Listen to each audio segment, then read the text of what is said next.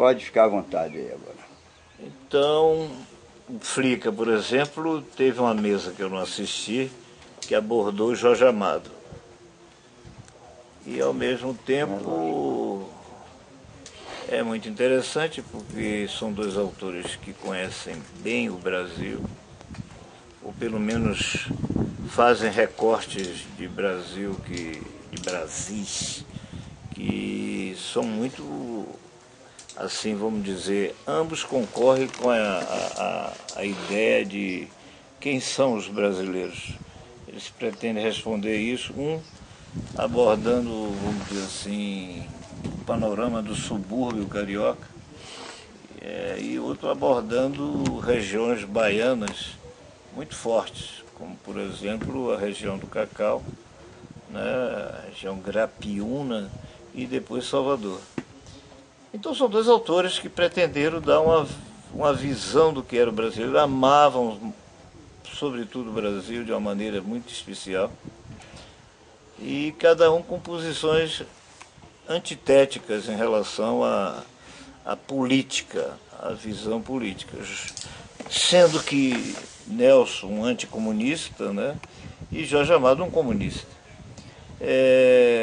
Então o Flica tem esse arco muito largo de aproximações de personalidades criativas brasileiras que merecem a homenagem que estão tendo hoje.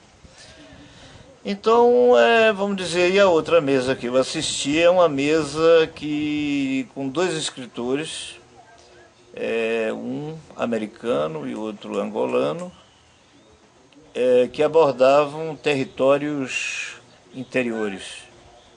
E era muito interessante que eu, quando cheguei à mesa, para assistir à plateia da mesa, o americano falava e, sobretudo, abordava a questão da guerra, que é uma questão que aflige o mundo hoje de uma maneira diferente.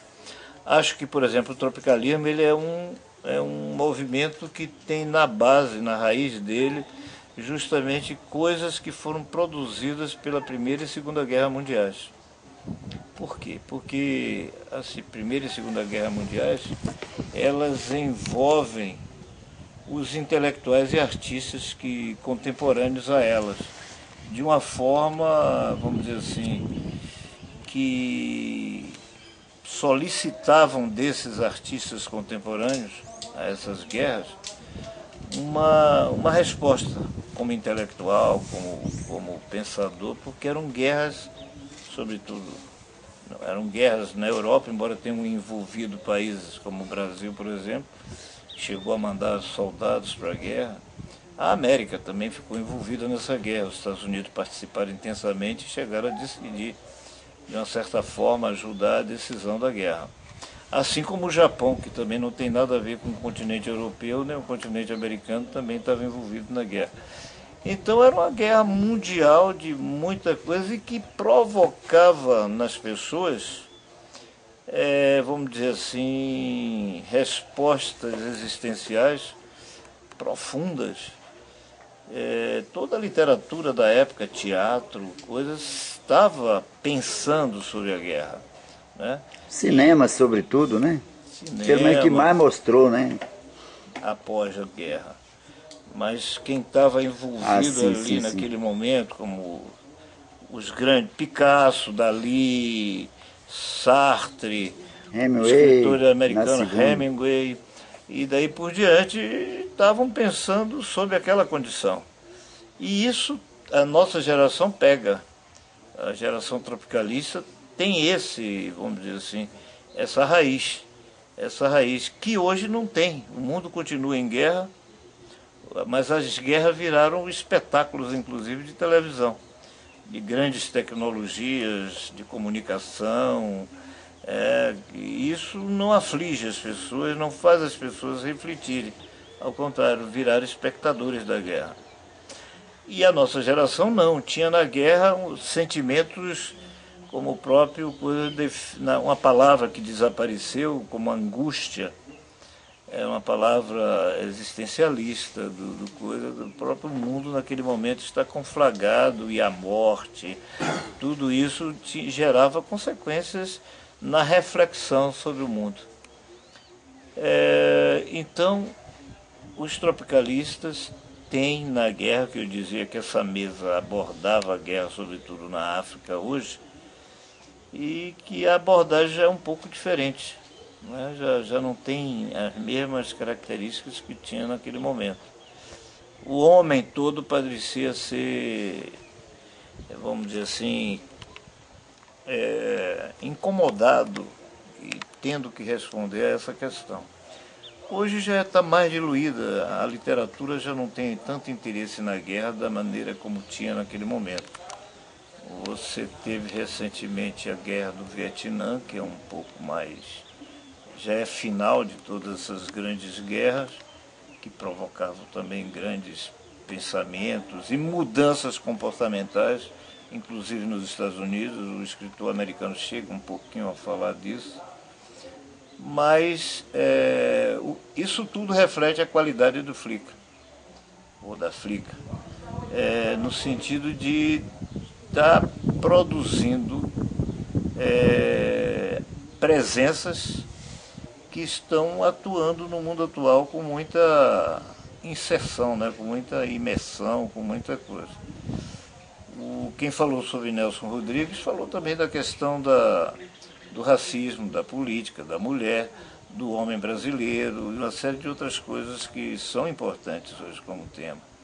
E quem falou também do territórios interiores também trouxe muitas questões relativas ao escritor. Qual a matéria que lhe interessa, qual a forma com que ele aborda essas matérias. Isso eu acho muito interessante para pessoas que vieram, sobretudo jovens universitários que compõem, parece que a maioria desse público que está aqui hoje. Então eu acho que é um papel que ninguém está cumprindo e que é muito necessário para entender as coisas agora, né? Então, extremamente, vamos dizer assim, pertinente, extremamente forte está acontecendo no Recôncavo, que sempre foi uma matriz cultural baiana e brasileira muito importante. Esse tipo de fenômeno que eu acho que é um início, mas é um início demonstrativo, demonstrador do que precisamos para refletir o nosso mundo. Quem sabe a nova Tropicália, né? Ninguém sabe. Mas veja aí. Ele diminui a coisa da Tropicália. A Tropicália é fenômeno. Como repórter, você tem que dar tempo para... Essa parte não vai ser publicada, não. Ele é partidário. Eu sou suspeito, tem né? Tem que ser um pouco neutro. Eu estou suspeito. Olha, deixar a coisa ser vista de uma maneira mais... Porque o Tropicália virou uma mitologia assim que eu acho que tem que ser revista como mitologia. Não é? E, por exemplo, aconteça outra Tropicália. Por que não acontece outra Semana de Arte Moderna? Muito mais ampla do que a Tropicália. Então,